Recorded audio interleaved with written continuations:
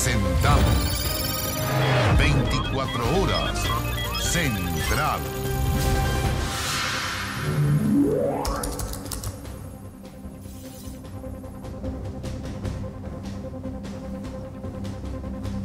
¿Cómo están? Buenas noches, bienvenidas, bienvenidos a las noticias. A lo mejor a usted también le pasó. Muchos no pudieron dormir, se despertaron con un molesto olor a humo. Otros sintieron irritación en los ojos o les costó incluso respirar. Son algunos de los problemas que generó la densa nube de humo provocada por los incendios forestales que se desplazó hasta Santiago. Las autoridades decretaron alerta de riesgo sanitario y esta situación va a seguir monitoreándose durante todo el fin de semana. Parecía un verdadero día nublado, pero no. El tímido sol se escondía detrás de la densa nube de humo que se expandió rápidamente en el sector poniente de la capital. En Maipú, por ejemplo, apenas se divisaba la torre del templo votivo y muchos ni siquiera pudieron dormir. De hecho, me desperté a las 3 de la mañana porque el humo no me dejaba dormir, como ahora hace mucho calor, entonces duermo con la ventana abierta. Y me despertó el humo. Yo desperté a las 4:30 porque estábamos durmiendo con la ventana abierta y por el olor a humo. Más que era el pecho apretado, sí, y la garganta media rasposa. Pero con la inhaladora nomás y mascarilla de cuidarse hoy día. Además del incendio forestal de Coyihuay, en cercanías de Santiago se mantienen 3 focos activos, en Lampa y Tiltil, Curacaví y San Pedro de Melipilla. El humo se propagó a la ciudad y durante la mañana las estaciones de monitoreo del aire en Pudahuel, Cerro Navia, Cerrillos y Parque O'Higgins se acercaron a los niveles de preemergencia. Por ejemplo, yo vengo de Batuco y cerca de esos lugares muchos cerros y también está todo lleno de humo. Hasta en ese lado están diciendo que no salgamos y que no hagamos actividad física por lo mismo. No pensé que se iba a amanecer así. Nunca había visto algo así tampoco. Ha afectado bastante porque uno que ya tiene sus años, entonces le afecta más. Y yo me levanté y el olor era demasiado fuerte. Y ahora es un olor súper pesado acá en Santiago. Ahora voy al trabajo, pero nada que hacer. Recién pasadas las 9 de la mañana, el gobierno decretó alerta de riesgo sanitario en la región metropolitana por el aumento de material particulado en el ambiente. Efectivamente se van a tomar ciertas medidas de precaución y también una solicitud a la ciudadanía que tenga una actitud de prevención, es decir, todo el grupo de riesgo, sea menores de edad, adultos mayores, personas con algún problema cardíaco o respiratorio, evitar exponerse al humo. Esta imagen satelital permite dimensionar el avance de la nube hacia Santiago. Las autoridades indicaron la suspensión de todo tipo de actividades físicas, especialmente en establecimientos educacionales. Además, llamaron a la población a no salir a menos que sea estrictamente necesario. Habemos muchos crónicos, críticos y niños y embarazadas y personas que ya, usted sabe, somos dependientes de algún otro medicamento. Entonces, esta medida tenían que haberla tomado antes. Traigo mis 2 botellas de agua y ando con mi mascarilla. Al mediodía se realizó un nuevo comité interministerial para monitorear la situación. Desde la ONEMI descartan que se haya actuado tardíamente. Nosotros tenemos un trabajo a través de las mesas técnicas. Hemos tenido previo a la coordinación de las altas temperaturas, pero también tenemos que evaluar algunas condiciones que no manejamos nosotros. Condiciones de viento, condiciones erráticas respecto a los incendios forestales, y esa evaluación recién la pudimos realizar hoy día en la mañana. El Ministerio de Educación no recomendó suspender las clases. De todas formas, recibieron solicitudes de 14 comunas para cesar las actividades académicas durante este viernes. Esto claramente no perjudica el servicio de alimentación, por lo tanto la alimentación que entrega Junaed va a ser igualmente distribuida en todos los establecimientos. Las clases fueron suspendidas a partir de las 13 horas, fueron informados, ¿no es cierto?, por las directoras de los jardines infantiles a las familias para el retiro de los estudiantes. Si bien la nube posee alta concentración de material particulado, desde el MinSal aseguran que no es tóxica. Se recomienda mantener puertas y ventanas cerradas para impedir que la contaminación ingrese a la casa. Además, puede cubrir el espacio entre el suelo y la puerta con paños húmedos. La exposición al humo puede generar síntomas diversos. Congestión ocular de los ojos, picazón, irritación, congestión en la nariz, obstrucción nasal. De los senos paranasales puede llegar a producir hasta reactivaciones de sinusitis, de la garganta, problemas para respirar. Tenemos todo el sistema de atención de urgencia preparado para cualquier contingencia. Lo que me han informado es que no ha habido ningún aumento en la demanda de consultas tanto en el sistema ambulatorio como hospitalario. Pero la presencia de material particulado en el aire se mantendrá durante el fin de semana. El lunes en adelante deberíamos estar ya con vientos sobre los 30, 40 kilómetros por hora en algunos sectores, y eso hace que el viento disipe a lo mejor ya los contaminantes para el día lunes en adelante. Una densa nube que oscureció el cielo capitalino durante la mañana y que despertó la preocupación por los efectos que pudiera ocasionar en la salud de las personas. Y precisamente el último reporte habla de 1.200 hectáreas consumidas en la región de Valparaíso por los incendios forestales. En la región metropolitana se suman cerca de 2.000 más. Parte del lamentable balance que ha dejado hasta ahora los incendios registrados entre jueves y hoy viernes. Coyihuay, cerca de Quilpué, ha sido una zona especialmente afectada, con varias reactivaciones de los incendios. Si ustedes ven, abajo del incendio hay muchas casas. Este es complicado. Y el que va a salir aquí en los Pantepueblos arriba. Se veían las llamaradas anoche y se propagó muy rápido. Fue un incendio muy rápido, muy explosivo. No sé cuánta vegetación hay por ahí por detrás. A la hora de estos registros, ya iban varias hectáreas consumidas. Es el sector de Coyihuay en Quilpué. El problema es que acá cuesta que lleguen las aeronaves, cuesta que llegue la ayuda, entonces hay una agrupación comunitaria acá de emergencia, con ellos hemos trabajado durante todo el día de ayer. Y tuvimos la visita de las autoridades también, así que ha sido importante todo la ayuda que ha llegado. Durante la noche el fuego avanzó en silencio y la luz del día solo trajo peores noticias. Un brigadista vecinal de 60 años murió atrapado por el fuego. La información preliminar que tenemos es de que esta persona intentó ingresar para ayudar a uno de sus vecinos, porque es una persona que habita acá en el sector y lamentablemente no pudo salir.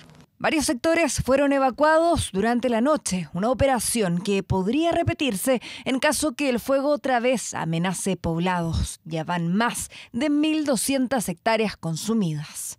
Hoy día el fuego está lejos de las casas. CONAF lo que nos ha señalado es que están trabajando en cortafuegos y el fuego está avanzando solamente por el lado forestal. Comuna que se mantiene en alerta roja con varios focos que durante este viernes volvieron a activarse. Lo mismo pasó en Villa Alemana. Quedé rodeada de fuego, sí, porque el fuego fue tan abrasador que venía de allá hacia acá y tomó acá al frente. ¡Vamos! ¡Ustedes mojen la casa! Y pánico a la vez, porque uno igual te sube la adrenalina para apagar el fuego. Ya son más de 500 hectáreas consumidas y 8 casas destruidas. Fue todo muy rápido, se extendió muy rápido, se vino el fuego. De hecho, estas lomas del frente hacia Yuyío fue como muy rápido. Quebrada Escobares, Fundo, La Soledad y La Gloria, en Limache, son hasta ahora los sectores que más se han visto afectados por un incendio que esta tarde bajó considerablemente su intensidad. Pero está técnicamente todavía lo denominamos como activo, porque hay sectores que todavía no se han controlado. Estimamos que si va todo de acuerdo a nuestras proyecciones, el control podría ser en por lo menos un día o un par de días más. En general, algunos incendios se mantienen bajo alerta roja, en particular los que centran la atención son los incendios que afectan Santo Domingo, este incendio en Villa Alemana y también el incendio que afecta a Coyihuay. Carabineros quedó a cargo de investigar la intencionalidad tras el supuesto hallazgo de acelerante en la zona donde habría comenzado el fuego. Son casi 4.000 hectáreas consumidas en la región de Valparaíso, solo por los incendios entre jueves y viernes. Se suman otras 2.000 en la región metropolitana por los registrados en Carén y Curacaví. De ser necesario, se sumarán aeronaves, incluso externas. Hoy día están dispuestos todos los recursos técnicos, ¿no es cierto?, para poder enfrentar los incendios. Desgraciadamente estos incendios están generando esta otra segunda derivada que tiene que ver con la calidad del aire, pero se está trabajando sobre ello. En este incendio, el de Carén, me refiero, y esto se va evaluando con el tiempo, pero nosotros ya tenemos la proyección de todo el arriendo, ¿cierto?, de las aeronaves. El llamado es a evitar cualquier situación de riesgo y denunciar, especialmente aquellas acciones que puedan originar una emergencia más que ponga en riesgo a miles de personas. Bueno, y ante esto el presidente Boric viajó hasta la región de Valparaíso para visitar precisamente a uno de los bomberos lesionados y además realizar un sobrevuelo tras los incendios forestales que están afectando a la región. Mónica Holguín tiene los detalles. Mónica, ¿qué tal? ¿Cómo te va? Hola Iván, muy buenas noches. Sí, por la gravedad de estos incendios es que justamente el presidente Gabriel Boric quiso trasladarse hasta acá, hasta la región de Valparaíso. Llegó cerca de las 6:30 de la tarde en un primer momento hasta el Cerro Castillo, justamente para recoger a la delegada presidencial con quien realizó un sobrevuelo por el sector afectado. Estamos hablando de Coyhaique en la comuna de Quilpué y también el sector de Quebrada Escobar en Villa Alemana. Posteriormente a ello, el plan era justamente llegar hasta el Instituto de Seguridad de Trabajo, un recinto hospitalario donde se encuentra internado Javier Vega, el voluntario de 24 años que resultó con el 30% de su cuerpo quemado ahí y está internado justamente desde ayer, después de que fuera trasladado en primera instancia al hospital biprovincial y posteriormente traído hasta el IST acá en Viña del Mar. Él llegó en un dispositivo de seguridad, en una visita que no estaba planificada, no había punto de prensa por ello, pero finalmente, tras reunirse con la madre de este joven y la hermana también quiso hablar con la prensa, nos hicieron pasar hasta el estacionamiento del recinto de salud y ahí justamente se dirigió a nosotros y también hizo un llamado, ¿no? Un llamado al autocuidado en esta temporada de incendios que se prevé muy complicada justamente por la situación climática, por la sequía que nos afecta. Escuchemos las palabras del presidente Gabriel Boric. Me decía que cuando termine su recuperación quiere volver inmediatamente a seguir siendo bombero. Y esa vocación es algo que yo respeto profundamente y lo que hemos venido a decirles acá personalmente a él y a su familia, a su madre Rosana, es que vamos a acompañarlos y queremos dar esta señal muy clara, pero además es importante decirle a la gente, a todos quienes nos están escuchando, que estamos como gobierno muy encima de esto. Yo me vine sobrevolando justamente el incendio de Curacaví para poder ver en terreno cómo están trabajando los equipos de la CONAF. Claro, eran los dos objetivos, ¿no?, que tenía la visita del presidente en la región de Valparaíso. En primer lugar, este sobrevuelo que se planificó durante la tarde, se realizó un llamado a la delegada presidencial con quien se reúne en primera instancia para realizar este sobrevuelo por los sectores afectados y posteriormente visitar a la madre de Javier Vega. Ya lo comentábamos, este bombero que resultó Mónica, con cerca del 30% de su cuerpo quemado. Lo bueno es que no tiene afectación a las vías aéreas. Iván, te escucho. Sí, porque de hecho el presidente Boric, y estábamos atentos a tu despacho un rato más temprano, él destacaba la voluntad de este bombero de volver al trabajo, más allá de la visita y que entendemos que está incluso de buen ánimo. ¿Cuál es el periodo de recuperación que va a tener? ¿Se ha sabido algo de eso? La madre nos comentaba que va a ser un periodo bastante largo, aunque hasta ahora nos comentaban que no requeriría injertos. Están evaluando justamente el sector de las piernas, que es donde sufrió la mayor cantidad de quemaduras y también tiene algunas en los brazos y espalda, pero afortunadamente los mismos compañeros nos comentaban que él pudo salvaguardar sus vías aéreas porque se puso un paño mojado en el rostro en el momento en que cambió el viento y lo afectó directamente. Este incendio, nos comentaba el mismo capitán de bomberos de su compañía, era para tener 10 bomberos lesionados, nos comentaba él, al menos era muy violento, el fuego avanzaba demasiado rápido y las condiciones climáticas también eran muy complicadas y hacían muy complejo el combate de las llamas. Es por esto que dentro de todo hay 2 bomberos también que resultaron lesionados, pero ya están de alta. Y solamente queda claro el caso de Javier, que va a estar en observación y que al menos ya nos confirmaron hoy no va a ser trasladado a la posta central justamente por el buen estado de salud y el buen pronóstico que también presenta. Perfecto. Bien, Mónica, vamos a estar en contacto contigo si es que hay novedades. Buenas noches, muchas gracias. Bien, una de las víctimas fatales, lamentablemente, de estos incendios es Eduardo Román, el héroe de Melipilla. Él salvó a un vecino de las llamas a cambio de su propia vida. Quedó con el 80% de su cuerpo quemado. A través de su familia conocimos su historia y su coraje, mire. Mi tata fue a ayudar al vecino de al lado, se fue como un héroe porque él se fue defendiendo, salvando una vida, una persona. Él siempre ayudaba a todo el mundo. Quien le decía a la persona que le ayudara, él le iba. La temperatura superó los 34 grados, el viento un enemigo desafiante, el fuego descontrolado. Era el panorama del pasado domingo en Melipilla, todo en contra, menos para quien es recordado hoy como el vecino héroe de la comuna. Eduardo Román tenía 61 años, un vecino solidario, dice su familia. Eso quedó más que demostrado cuando arriesgó su vida por ayudar a quien más lo necesitaba en medio de la emergencia. Acá se empezó a quemar todo. La llama, el viento fue que arrasó con todo, también de un lado hacia otro el fuego, y en eso mi tata fue a ayudar al vecino de al lado, de la casa de al lado, lo fue a socorrer. Después vieron que venía saliendo todo quemado. El fuego era impredecible, a ratos parecía bajar la intensidad, pero en solo un parpadeo el panorama pasaba a ser un infierno.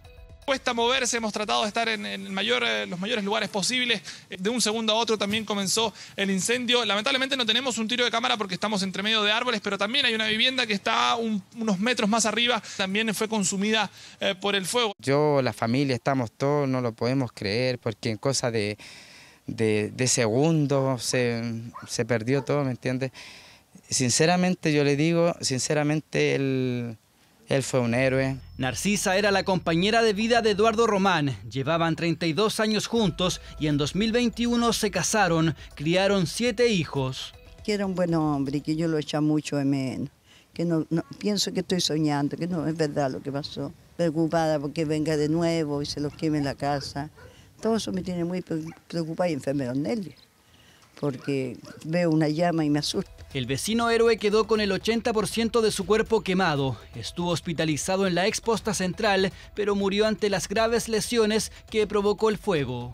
Allá dijeron que ya era muy poco probable de que viviera. Después de que llegó, pasaron 3 horas y después llaman para decir que había fallecido. Yo creo que tiene el cielo ganado, porque dio todo, lo hizo lo que pudo por salvar a esta persona. En su casa, a metros de donde ocurrió el incendio, se realizó el velatorio de Eduardo Román. Hasta ahí llegó Rubén, quien lo vio luego de su heroica acción. Había estado con nosotros, yo salí para afuera, que estuve en el cerro con mi señora, porque arrancamos hacia allá.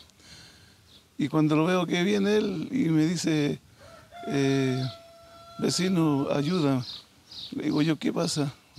Me quemé y lo veo, y justo ahí bajando una bombera. Y le digo que hay un joven quemado ahí. Eduardo se dedicaba a limpiar y construir pozos. Llevaba una década viviendo en el sector de Altos de Popeta de Melipilla.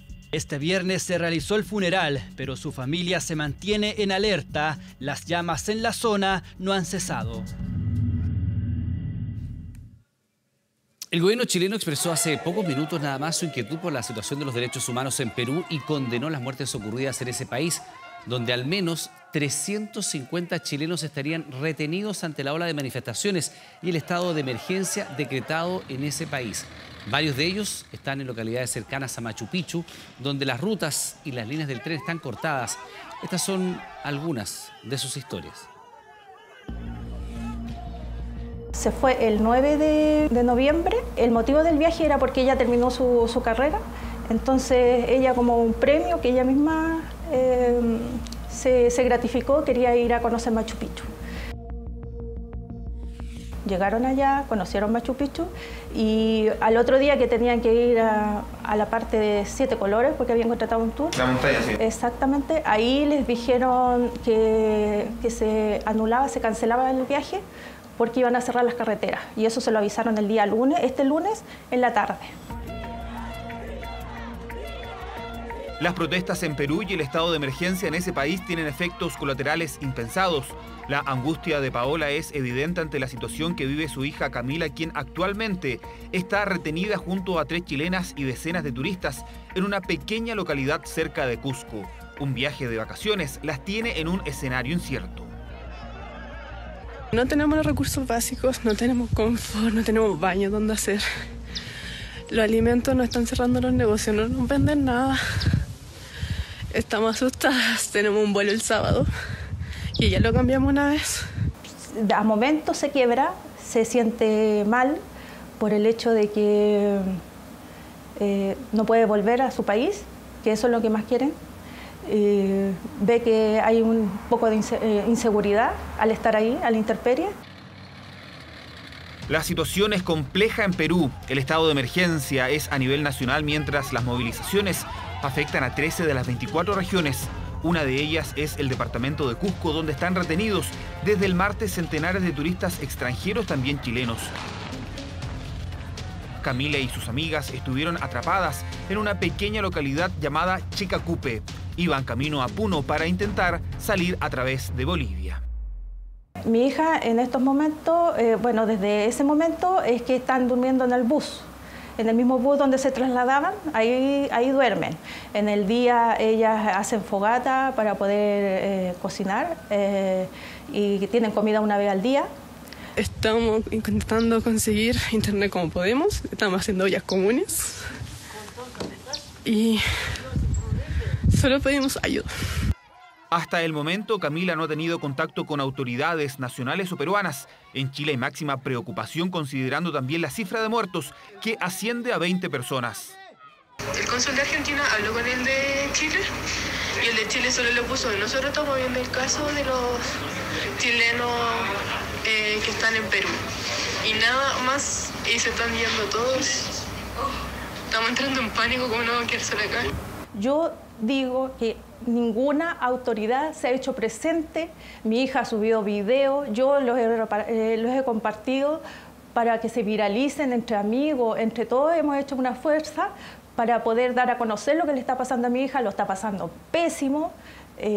Es triste que pase hambre, que pase frío. Hemos estado en reuniones con la dirección consular estableciendo un plan de acción. Ese plan de acción involucra, por supuesto, una coordinación con nuestros cónsules en Tacna y en Lima. Hemos puesto en las distintas redes sociales números de teléfono y una página para que los chilenos que están allá puedan escribir de manera tal que nosotros podamos tener un catastro claro. Según estimaciones del gobierno, hay unos 350 chilenos atrapados en Perú, entre ellos Patricia y su familia, quienes tras recorrer Machu Picchu quedaron retenidos en Aguascalientes, una localidad próxima a las ruinas incaicas.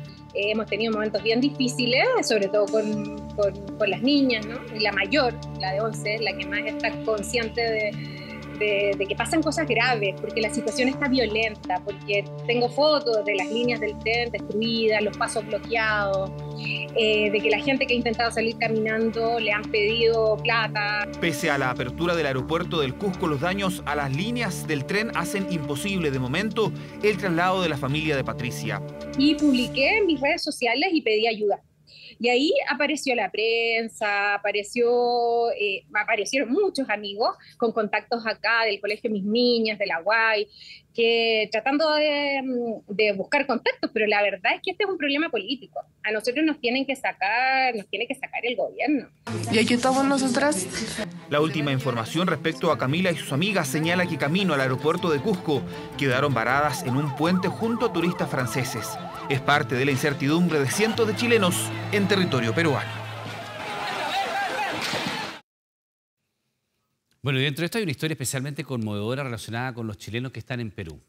Tiene un cáncer en etapa 4 y perdió una cirugía importante.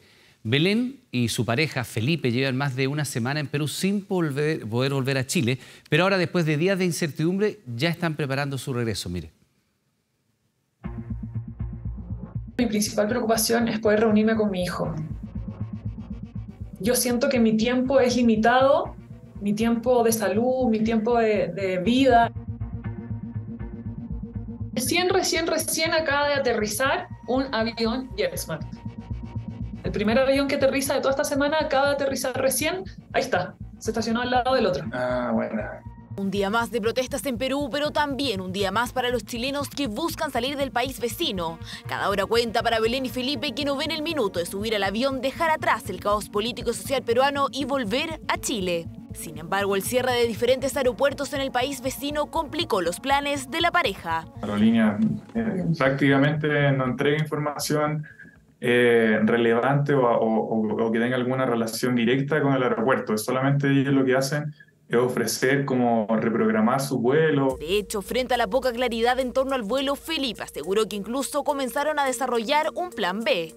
También habíamos barajado la opción de volver a través de tierra, o sea, quizás tomar un bus, tomar un taxi, un auto, un vehículo particular, pero tampoco era viable. O sea, de hecho, la persona con la que hablamos del delegado de policía de Tacna, fue como lo primero que nos dijo, básicamente, de que ni se nos ocurriera a tomar esa alternativa.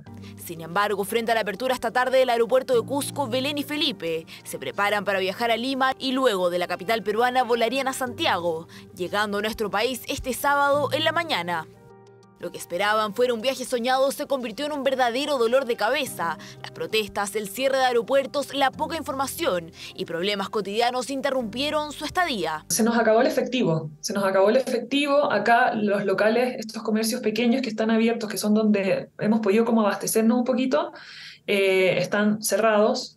Y los poquitos que están abiertos no aceptan tarjeta de crédito. Pero Belén, diagnosticada de cáncer hace 3 años, que ahora está en etapa 4, necesita con urgencia volver al país para continuar con su tratamiento. Después de la cancelación de mi operación, que la hice de forma previa para que ese mismo cupo lo pudiera utilizar otra persona en el hospital de la Católica, no he podido reagendar el pabellón. Mientras el Pleno del Congreso peruano rechazó el plan para adelantar las elecciones a 2023 y la presidenta Dina Boluarte ya enfrenta complicaciones dentro de su gabinete. De hecho, 2 de sus ministros renunciaron.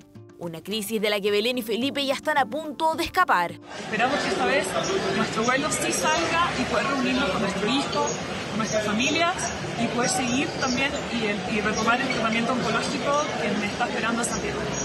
Una pareja que ahora solo espera llegar pronto a Chile para que Belén pueda seguir su tratamiento y recuperarse. El presidente de la Corte Suprema alzó la voz y aseguró que un eventual fracaso en la candidatura de Marta Herrera a fiscal nacional no es responsabilidad del máximo tribunal, declaración con la que respondió la vocera de gobierno. La carrera por el nuevo fiscal nacional está en sus metros finales y este lunes tendrá el desenlace. Marta Herrera será la protagonista de ese día clave, candidata a liderar el Ministerio Público de la Moneda, nominación que busca la aprobación del Senado. Complejo panorama porque hasta este viernes los 33 votos requeridos no están. Las propuestas no vienen del Ejecutivo, vienen de la Corte Suprema. Es la Corte Suprema la que hace el filtro inicial, es la Corte Suprema la que dice estas son las mejores candidaturas que tenemos. Esto sería un fracaso de los 3 poderes del Estado. Declaraciones que molestaron en la Corte Suprema, que en el Palacio de la Moneda se desligó de cualquier responsabilidad. ¿Por qué los 3 poderes del Estado? Si nosotros hicimos la quina y no nos corresponde a nosotros la designación. Así que no tenemos ningún fracaso en el Poder Judicial, al contrario, hemos cumplido con todas nuestras obligaciones. El presidente del máximo tribunal apuntó al Ejecutivo si de responsabilidades de derrota se trata, escenario probable porque la UDI ya advirtió que rechazaría, opción que los senadores CRN también analizan. Si hay que buscar un responsable, es el gobierno y la ministra de Justicia, porque la Corte Suprema ha hecho el trabajo que le corresponde. La responsabilidad recae en el gobierno que hace la propuesta al Congreso Nacional. Nosotros actuaremos de manera republicana, en el buen sentido de la palabra, y que involucra efectivamente escuchar las propuestas. Renovación Nacional está a la espera de la exposición de Marta Herrera, lo que ocurrirá en la Comisión de Constitución previo a la votación para definir su postura. Por eso el llamado desde la Moneda es a definir el voto tras la intervención de la candidata. Cuando uno tiene posiciones previas, pero luego se abre, escucha, considera otro elemento, así también el país avanza y esperamos que esto sea también una oportunidad para su candidatura. El Senado no puede fallar nuevamente, consideran en el oficialismo, donde esta vez sí estarían los votos de ese sector. 25 apoyos que no son suficientes, por eso la candidata necesita de la otra vereda para convertirse en fiscal nacional. La Corte Suprema tiene mucho que decir todavía porque es uno de los 3 poderes del Estado que también concurre a nominar fiscal nacional. Y en ese plano le pido más proactividad. Espero de que en el Senado se logren reunir las mayorías para darle un respaldo al nombramiento que ha hecho el presidente Gabriel Boric. yo siempre voy a ser un defensor de las atribuciones que tiene cada poder del Estado. Nosotros somos muy respetuosos de las decisiones que adopta el presidente de la República y lo que corresponde es que se sea también respetuoso respecto a la decisión que adopte el Senado de la República. Rechazarse el nombre de Marta Herrera a la Corte Suprema, deberá rellenar nuevamente la quina de candidatos, escenario que el gobierno quiere evitar. Por eso las conversaciones de este fin de semana con los senadores serán claves para la votación del día lunes. El llamado rey de los fuegos artificiales clandestinos se encontraba en el barrio Meix. Un operativo en 3 comunas de Santiago logró su detención junto a otras 4 personas de quien él era el mayor distribuidor de pirotecnia. Imágenes que podrían ser de la noche de Año Nuevo, pero han ocurrido a lo largo de 2022. Fuegos artificiales lanzados en cualquier momento. Una práctica cada vez más frecuente e ilegal en muchos casos. Adquiridos clandestinamente. Solo semanas quedan para el Año Nuevo y la policía dio un importante golpe que dejó 5 detenidos. Todos con antecedentes policiales, donde uno de ellos era el mayor distribuidor de fuego artificio y operaba en el sector del barrio Meix. Carlos Valdés Rojas, de 29 años, según la investigación, distribuía los fuegos de artificio, elementos que venían desde China y cruzaban la frontera por países limítrofes como Argentina por pasos no habilitados. Era la base de una cadena de distribución planificada. Se distribuía a nivel nacional esta gran cantidad de fuegos de artificio. Ellos operaban vendiendo por redes sociales principalmente, vendiendo también y distribuyendo por encomienda. Se allanaron casas en La Pintana y Lo Espejo. El arsenal encontrado fue cuantioso. Lo importante de esta investigación, a diferencia de otras, es que utilizamos todas las técnicas especiales de investigación que nos permite la última modificación de la Ley de Control de Armas. Así usamos, por ejemplo, agentes reveladores, interceptaciones telefónicas, que nos permitieron llegar al distribuidor de estas personas. Más de 30.000 especies incautadas, según la policía, un avalúo de 100 millones de pesos. Pero lo que más llamó la atención fue el decomiso de un elemento utilizado en la minería, plasma frag. Solamente actúa cuando se le aplica la energía alto voltaje y se expande el material al interior del pozo de la roca a fragmentar. No es usado como insumo en la fabricación de explosivos y productos pirotécnicos. Peligroso elemento incautado que junto a los fuegos artificiales iban al comercio informal. Con el lanzamiento de la pirotecnia, los vecinos son los más afectados. Los fuegos artificiales de todas las noches. ¿A usted cómo le afecta? Tengo 2 perritos, así que le afecta más a ellos que a mí. Puede haber un incendio y se queman las casas. Sí, el ruido, ¿para qué? Aquí mismo en la Feria del Juguete, anoche pasé y ya estaban vendiendo ya fuegos artificiales camuflados. Pero uno no puede hacer nada, pues. ¿Qué hacer ahí? La pirotecnia no fue todo. También se encontraron 2 armas de fuego adaptadas para el disparo. Todos sabemos que una manipulación errada de estos artefactos pirotécnicos puede generar incluso la muerte de una persona, lesiones graves, daños oculares o puede generar incendios por mala manipulación. Tiene una penalidad que a mi juicio es bastante baja. Penas que van desde los 61 días a 3 años de presidio. Todos los detenidos fueron formalizados.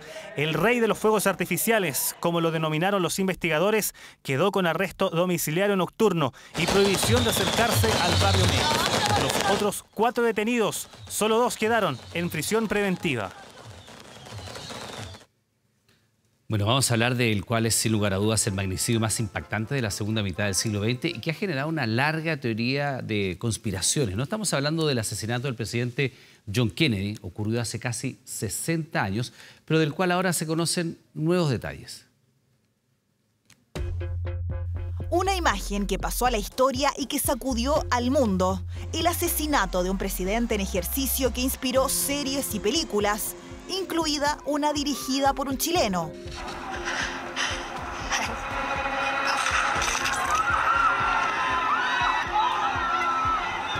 El magnicidio de John Kennedy en Dallas en 1963 marcó un antes y un después para los estadounidenses, quienes hoy, a casi 60 años de su muerte, conocen más detalles de aquel fatídico día después de que el presidente Joe Biden ordenara la desclasificación de más de 13.000 documentos.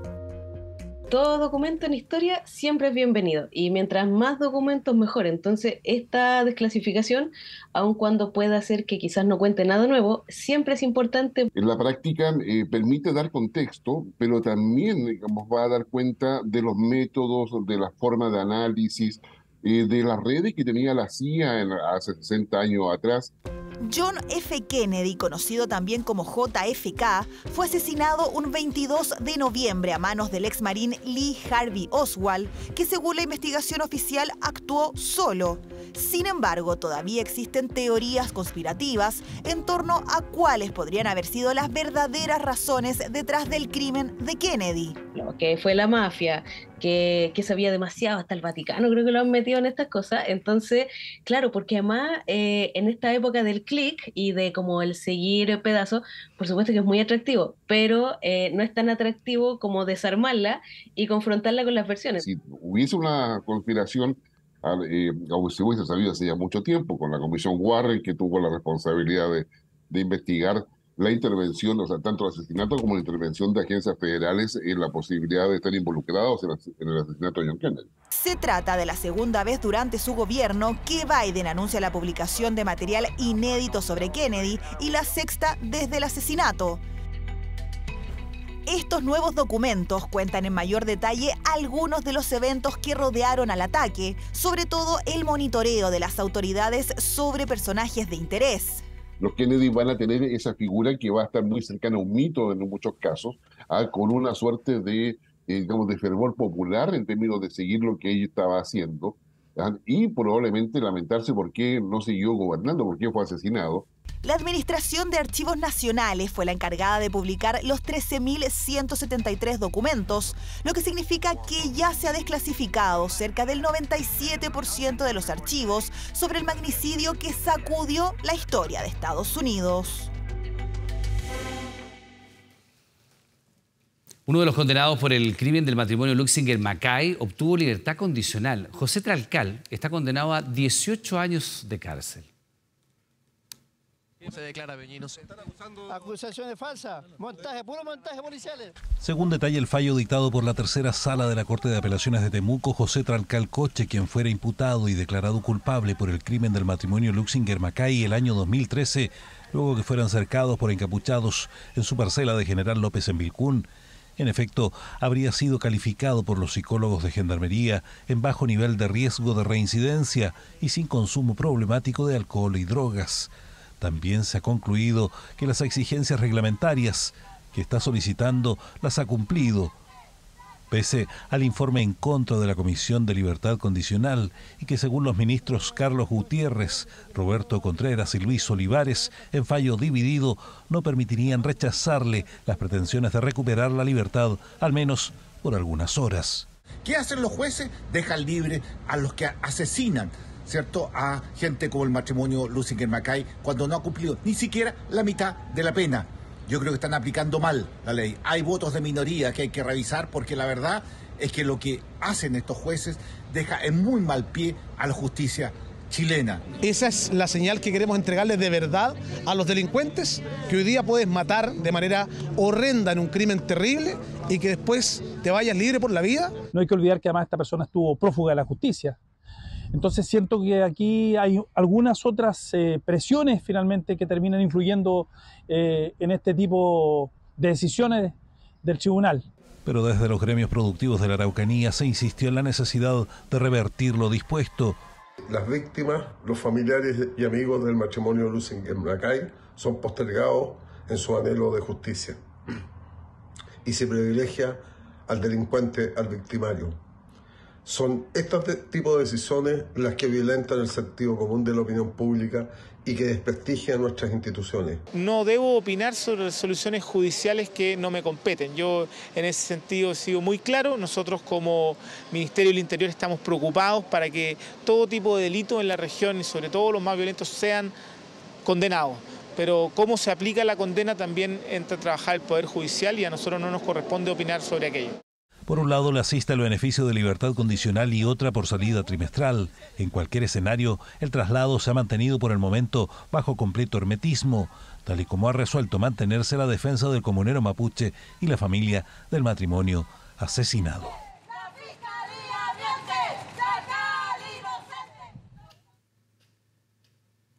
¿Vio usted alguna vez el acuario cilíndrico más grande del mundo? A lo mejor lo vio en internet o si tuvo la oportunidad de viajar. Ojalá que sí, porque la verdad es que este viernes estalló y se rompió, saliendo de su interior 1000 litros de agua salada junto a más de 1500 peces. Y todo eso ocurrió en el hall central de un prestigioso hotel en Berlín. Presta atención a esta historia. Así quedó un monumental acuario cilíndrico, el más grande del planeta. Se erguía en el hall central del Hotel Radisson de Berlín. Era el acuario cilíndrico más grande del mundo. Gigantesco acuario de 16 metros de alto, 11,5 de diámetro y un ascensor transparente que lo atravesaba por el centro. Un trozo del océano tropical insertado en la capital germana, que a las 5:45 de la mañana de este viernes simplemente reventó, dejando salir intempestivamente algo así como 1 millón de litros de agua salada desde su interior. Los acuarios en nuestro recinto, el más grande tiene 9.000 litros. Este tiene 45.000. ¿Versus lo que se supone que tenía el de Berlín? Berlín, que tienen 1 millón de litros. Se sonríe el especialista, es que efectivamente es mucha agua la que salió, llegando hasta el tercer piso del hotel en una explosión que rompió todas las puertas y ventanas interiores del lugar, perdiéndose con ello cerca de 1.500 peces de más de 80 especies exóticas. En el peor de los casos, se podría hacer un pequeño agujero con armas pequeñas o algo así, por donde podría salir un poco de agua, pero no reventar todo el cilindro. Decía para su inauguración en 2003 el arquitecto a cargo de la obra, quien cerraba la posibilidad a cualquier tipo de estallido. Estos escenarios de Hollywood no podrían tener lugar aquí. Pero desde los anales de nuestra historia deportiva, Nicolás Massú nos diría alguna vez que nada imposible, weón. Ni una weá. Ni siquiera esta, porque el vidrio, en efecto, es uno de los materiales más resistentes por metro cuadrado en el mundo, pero otra de sus características es la fragilidad. Nosotros lo hacemos laminados, tienen doble vidrio, entonces en caso de cualquier tipo de fractura no va a producir un estallido, digamos.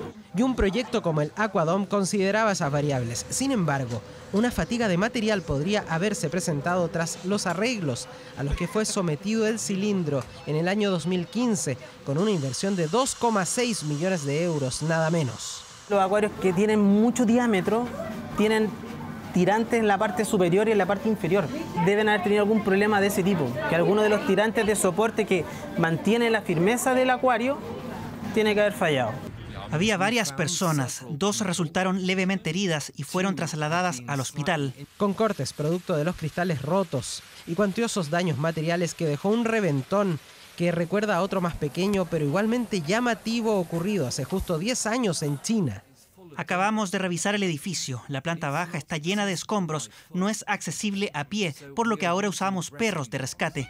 Algún pez payaso de los que había allí dentro podría invitar a alguien a preguntarse ¿dónde está Nemo? Pero la respuesta no es positiva. Algunos de ellos incluso cayeron a las alcantarillas de la calle, producto de la fuerza de la explosión, sumado a una fría temperatura exterior que también hizo perecer a los animales en poco tiempo. Con agua de 24 a 25 grados.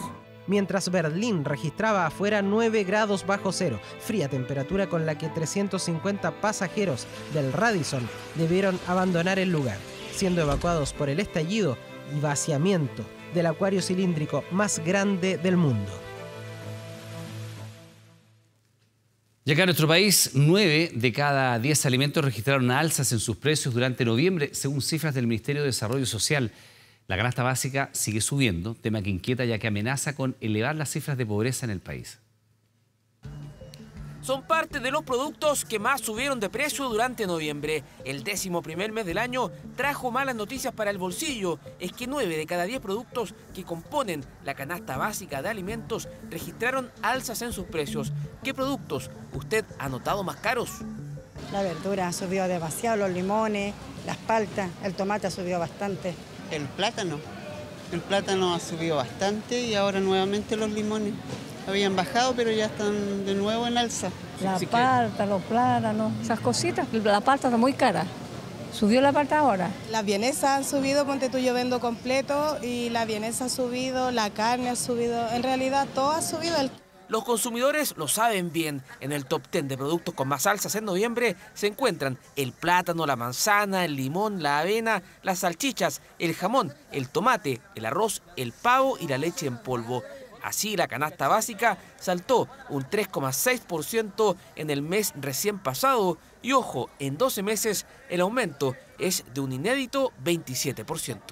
Para contrarrestar el alza en la canasta básica de alimentos, se encuentra disponible el subsidio a la canasta básica familiar, que llega a más de 3 millones de personas y que se actualiza mes a mes de acuerdo con el informe que elaboramos acá en el Ministerio de Desarrollo Social y Familia.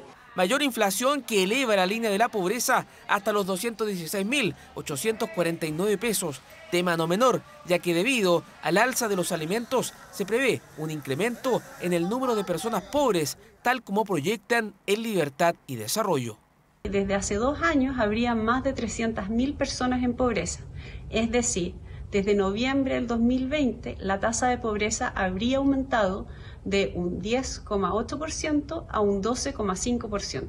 Y por ello es que alternativas como los bancos de alimentos toman tanta relevancia hoy. En Lo Valledor, todos los meses regalan 60 toneladas de frutas y verduras a 80 organizaciones sociales registradas. Unas 24.000 personas acceden a estos alimentos, un número que podría seguir creciendo. Efectivamente, había un aumento de solicitudes de ayuda con el alimento. Traemos una herencia que nos dejó la pandemia, en la cual la carencia alimentaria se manifestó en forma evidente. De hecho, digamos, las ollas comunes nacieron durante el periodo de pandemia y algunas todavía se mantienen, ¿ya? Y eso asociado al alza en el precio de los alimentos, principalmente la fruta y la verdura, ha generado una demanda en aumento para ayuda en alimentos. Son alimentos en buen estado, pero que han perdido su valor comercial debido a que se acerca su periodo de maduración, mala presentación o menor tamaño. Voluntarios realizan todo un proceso de selección para llevar las frutas y verduras a las mesas de quienes más lo necesitan, como los ancianos del hogar El Atardecer de Macul, donde Rosa personalmente se encarga de trasladar los alimentos. Nosotros venimos todos los viernes y recopilamos lo que nos dan. Y agradecidos a aquellos que con buen corazón traen sus productos y a ellos que nos lo dan y con mucho cariño. Opciones que surgen ante el alto precio de los alimentos, que siguen sin ceder, apretando el presupuesto de las familias chilenas. 4 ciudadanos extranjeros fueron detenidos tras protagonizar un asalto a una van llena de turistas. Esto ocurrió en San Pedro de Atacama, un hecho que dejó 2 personas heridas y un acto con 9 impactos de bala. Es el registro del enfrentamiento armado en pleno desierto. Allá va Carabineros y Policía de Investigaciones. Disparo. Así Carabineros logra la detención de un grupo de bolivianos que horas antes habían asaltado a mano armada una van de turistas, a un camión paraguayo y un vehículo argentino. Ellos tuvieron que hacer uso de su armamento, digo que a ellos, conforme a la intimidación que le realizaron los carabineros de oponer su accionar, ellos opusieron, no se negaron, hubo un intercambio de disparos, lo cual algunos de los imputados resultaron lesionados. Así quedó uno de los vehículos asaltados. 9 impactos de bala dan cuenta de la violencia en el actuar de los detenidos, 4 en total. Todos ciudadanos bolivianos quienes hoy pasaron a control de detención en un hecho inédito en la turística comuna de San Pedro de Atacama. Se procede a la persecución de estos sujetos quienes se internan en un sector de quebrada, lográndose finalmente la detención de 3 de ellos. 2 de ellos resultan también con impactos de bala, producto del uso de armamento de servicio que había efectuado el personal de Carabineros. Con posterioridad a esto, ya en horas de la tarde, aproximadamente 18:05 horas, en virtud de que se había dispuesto también la concurrencia personal GOPE, se logra dar con un cuarto sujeto que estaba parametado con un fusil, con armamento. Imágenes captadas a solo minutos del asalto. Es la reacción de los turistas franceses al ver que uno de sus guías estaba en buenas condiciones. El otro resultó con una herida grave en su cara por impacto balístico, situación que genera alarma entre visitantes y operadores. Está violento el norte en general, está difícil la situación, la seguridad no es mucha. ¿Ya les habían advertido que esto estaba ocurriendo en el norte de Chile, por ejemplo? Sí. Cuando arrendamos el auto nos dijeron que tengamos mucho cuidado. Es grave, es más que nada hacia el lado de la, digamos, frontera. Estamos todos muy preocupados porque pues, corría riesgo la integridad de un guía, un conductor o de pasajeros.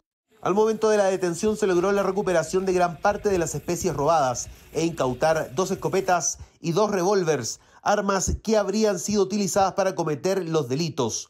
La detención de los imputados se extendió hasta el lunes, donde se realizará la formalización de cargos por delitos de una violencia que al menos en San Pedro de Atacama no se tenía registro.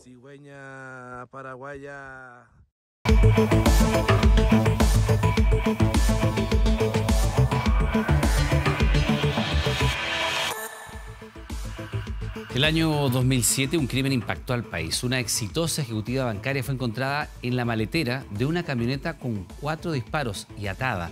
Hoy en Archivo 24 recordamos los 15 años del asesinato de María Soledad Apóstol en el relato de sus investigadores.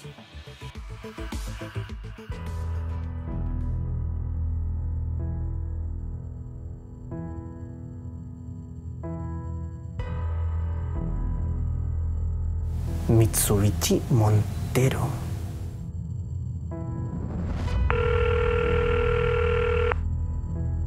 Hola, buenos días. Carabineros descubrió el cuerpo de María Soledad en un todoterreno en la comuna de Ñuñoa. En este lugar, en la calle Quirihue, frente al número 201, el OS9 de Carabineros encuentra la camioneta Mitsubishi Montero. Abren su maletero y en el interior se encuentran con el cuerpo sin vida de María Soledad Apóstol. El hallazgo de un vehículo en una calle muy céntrica en la comuna de Ñuñoa con una mujer amarrada y con 2 impactos de bala en la cabeza. Hechos delictuales de esas características no eran habituales. Recuerdo que el crimen de María Soledad Apóstol provocó una enorme conmoción pública porque en esa época no era en absoluto común ver un delito con este grado de violencia.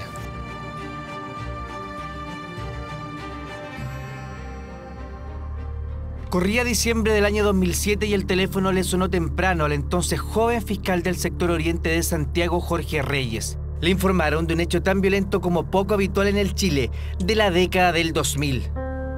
En esos tiempos los homicidios eran mucho menos que ahora y sobre todo la violencia de ese hecho fue bastante llamativo. Una mujer, 2 balazos, amarrada. Hechos delictuales de esas características no eran habituales, eran más bien poco frecuentes. En el caso de la muerte de María Soledad Apóstol Luco, la mujer que fue encontrada ayer muerta con 4 disparos en su cabeza en el maletero de una camioneta en Ñuñoa. Me recuerdo, llegamos en la mañana temprano, alrededor de las 7, 8 de la mañana. Ya la calle estaba cerrada, había policía, estaba lleno de policía. El informe del Servicio Médico Legal señala que la mujer tenía una data de muerte de 6 horas antes de ser encontrada a las 8 de la mañana por Carabineros. Aquel día el fiscal y el capitán del OS9 de Carabineros se propusieron resolver el asesinato de la ejecutiva bancaria María Soledad Apóstol. La violencia de encontrarla atada, en posición fetal y acribillada solo los motivó a saber quién había cometido este brutal crimen. Y me encontré con policías de mucho más años de experiencia que también estaban bastante impactados por la violencia del hecho. Y me recuerdo conversaciones con los oficiales que quedaron a cargo de la investigación. En el fondo, la convicción de que esto no podía quedar sin esclarecerse. Esa tarjeta está a nombre de la víctima la tenía en su poder al momento que fue privada de libertad. Y por eso cuando vimos un resultado tan violento, nos costó imaginarnos qué podía hacer. María Soledad era ejecutiva del Banco Penta, madre de 3 hijos y parte de un matrimonio feliz con el abogado Alfredo León. María Soledad Apóstol era una exitosa ejecutiva de inversiones del Banco Penta. Aló, señor Ibarra. Mire, le habla María Soledad Apóstol. ¿Cómo está? Maravilla. Hace pocos meses se había inscrito en un taller de teatro de la Universidad Andrés Bello. Y esa misma noche iban a estrenar la obra Nevermore. ¿Estás muerta? Yo, muerta. O sea, ella en la obra de teatro es asesinada, ¿no? Había sido asesinada. Había sido asesinada. había sido asesinada un año anterior. Para haber sido degollada, el cuello bastante herida. Era una gran persona, por lo que pudimos conversar con sus familiares y amigos. Se metió en este, por así decirlo, problema de vender, publicar el vehículo, juntarse con la gente, darle vuelta, y era la venta del vehículo para un amigo. María Soledad La Apostol vivía en el sector de San Carlos de Apoquindo. Uno de sus vecinos era el ciudadano uruguayo Horacio Balseiro, quien por esos días estaba a punto de viajar a radicarse a Buenos Aires. No había podido vender su Jeep Montero. Lo que me gusta son las ventas. A raíz del encargo, María Soledad publicó un aviso en el diario ofreciendo el vehículo. Bueno, adiós. Ese acto de buena voluntad le haría cruzarse con Luis Araya Galás.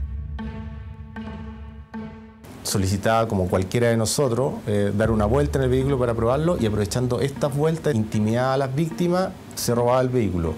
Él había sido condenado 10 años y un día por este mismo hecho, pero en este caso la víctima huyó. No cumplió toda la condena, fue objeto de un beneficio, y durante ese beneficio que le dio la corte, cometió este delito. El jueves 20 de diciembre, María Soledad La Apostol recibió un llamado telefónico que sellaría su destino. Mire, usted habla con la persona que fue a ver el Jeep Montero la semana pasada. Entonces, ¿sabe que me gustaría poder ir a verlo para ver si quiero comprarlo? Y no sé, ¿le parece bien a la hora de almuerzo? A ver, ¿sabe? Yo preferiría que fuera en la tarde, porque hoy tengo unos compromisos. ¿Qué le parece si nos juntamos a las 6:30 en el estacionamiento del banco? Ningún problema. Aparentaba ser una persona bastante normal, hablaba bastante bien, se vestía bien. Araya Galás era un experimentado delincuente, contactaba a quien vendiera un auto, se vestía de traje y no solo se robaba el vehículo, secuestraba a las víctimas y les exprimía las tarjetas de crédito. No llevaba a las víctimas al lugar, sino que los forzaba a dar las claves. Así llegó a buscar a María Soledad al Banco Penta, sin saber que las cámaras lo estaban grabando. Las cámaras de seguridad del Banco Penta registraron la llegada de Luis Araya Galás, quien en el ascensor se veía notoriamente nervioso. Poco después, se encontró en el estacionamiento con María Soledad La Apostol. Y esta imagen es súper clara, se alcanza a ver algunas características físicas del imputado. Teníamos las imágenes, no pudimos determinar quién era. Y tomamos la decisión estratégica de pedirle ayuda a la comunidad. Y nosotros liberamos este video, ya pidiendo información derechamente. Pasaron las horas y no había rastro de su paradero. En algún momento pudo llamar a un amigo por teléfono y también llegó un mensaje de texto asegurando que la vida de la ejecutiva valía 5 millones de pesos. Tras eso, su marido contactó a la policía. ¿Puede dar detalles de la situación? No puedo mientras esté en investigación. Y en esa llamada le pedía calma también a la familia. Sí, estuvieron tranquilos, etc. Y ella siempre muy calmada y manejando muy bien la situación. De inmediato se inició un operativo para ubicar el todoterreno que incluyó además interceptar las llamadas en la casa de la familia La Apostol León. Un mensaje de texto enviado desde un celular señalaba: mañana vale 50 millones. ¿Está confirmado entre la familia que habrían pedido 50 millones de pesos por el rescate? Sí. No me puedo convencer, no lo puedo concebir. No tiene nombre lo que ha pasado. Gendarmería reconoció a esta persona como una persona que estuvo preso en algún momento en algún penal de Santiago, y con ese nombre empezamos a trabajar. En Gendarmería, Araya Galás era bastante conocido, dado que en más de alguna oportunidad se apropió de dinero que se realizaba para fiestas de Navidad. Tras el video, Araya Galás fue rápidamente reconocido por reos y gendarmes y por 2 semanas el fiscal y la policía lo persiguió hasta capturarlo. Las últimas pistas del paradero de Luis Araya Galás han surgido en localidades rurales del sector norte de la capital. La detención se concretó y materializó el día 13 de enero del año 2008. En Plaza Ñuñoa. Las pesquisas llevaron a la detención del principal sospechoso, Luis Araya Galás, quien estuvo 10 años tras las rejas por el delito de robo con intimidación. No sé si recuerdan, a mí también me llamó la atención, cuando el detenido, él parecía estar disfrutando el momento. Él aparece muy sonriente. Es decir, ¿qué persona que es acusada de un delito tan fuerte puede aparecer riéndose frente a las cámaras? El periodista Rodrigo Cid cubrió el caso para 24 horas. Yo recuerdo que él no pone ningún tipo de resistencia, se entrega a la acción policial y él rápidamente, por la repercusión pública que había tenido este caso, es derivado a la cárcel de alta seguridad. El fiscal y el OS9 estaban listos para llevarlo a juicio. Las pruebas eran irrefutables y contundentes. Y la suerte de Araya Galás se comenzó a sentenciar el mismo día que dejó botada la camioneta Mitsubishi con María Soledad asesinada. Un investigador interceptó este vehículo, huyó por diferentes arterias y el vehículo fue hallado en Quirihue 201. Se encontró una memory stick de la cual se encontraron fotografías de una de las hijas del imputado. Se encontraron las tarjetas bancarias, se hallaron también vainas .32, las cuales eran contestes con la lesión que provocó la muerte. Un terno en realidad, pantalón, chaqueta y camisa, que era el mismo que aparecía en la imagen de Araya Galás cuando fue a buscar a la víctima. Esa camisa tenía ADN de él en su cuello y en sus mangas, en la sociedad, y tenía además sangre de la víctima por proyección. Es decir, esa camisa y ese traje estaba puesto por Araya Galás en el momento en que se le disparó el arma a la víctima. Además se encontraron rastros de pólvora en las mangas de la chaqueta. Cuando es detenido Araya Galás se le incauta la tarjeta VIP, que ya existía en esa época, y la tarjeta VIP se pudo determinar que él tomó una locomoción en el paradero más cercano del lugar donde se abandonó la camioneta. Mucho menos que eso para desplegar toda su displicencia en el tribunal, darse por notificado y retirarse, dejando en la perplejidad a la familia de su víctima. Durante el juicio él estudiaba y pidió copia de la carpeta investigativa. Él daba consejos o daba indicios o daba antecedentes a su abogado.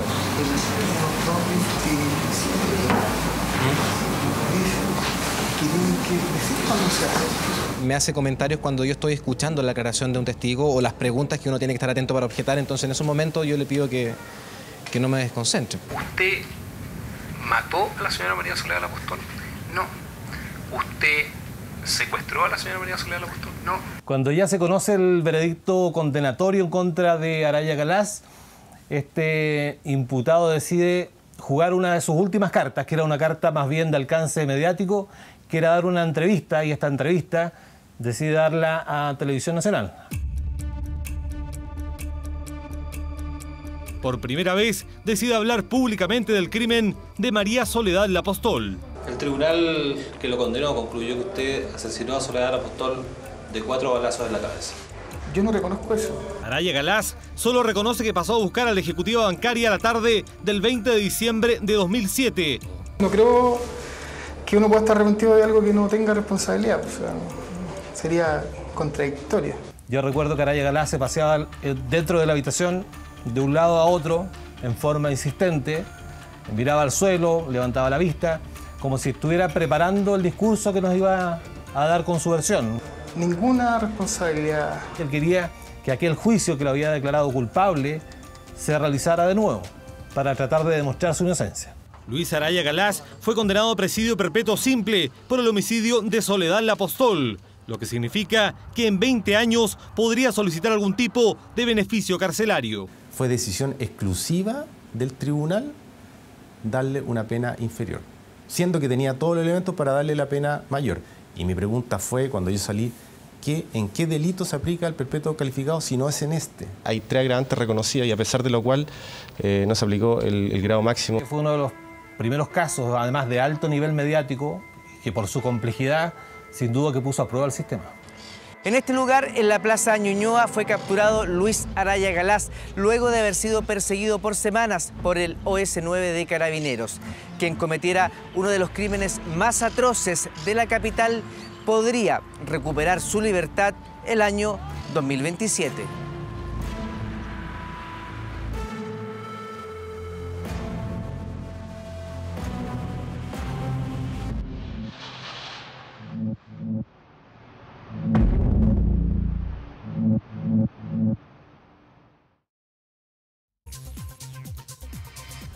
Bueno, le hemos contado que los incendios forestales a nivel nacional han dejado una gran nube de humo que podría provocar efectos adversos relacionados ante esta emergencia. ¿Cuáles son los alcances? ¿Cómo evitar las consecuencias y malestares físicos? Todos los detalles lo puede encontrar en nuestro portal 24horas.cl. Estamos terminando las noticias. Como siempre, le damos las gracias por estar junto a nosotros. La invitación es que permanezca en nuestra sintonía. En Más Bestseller tenemos Nace una estrella, protagonizada por Lady Gaga y Bradley Cooper. Que la disfrute y que tenga un buen fin de semana. Chao, chao.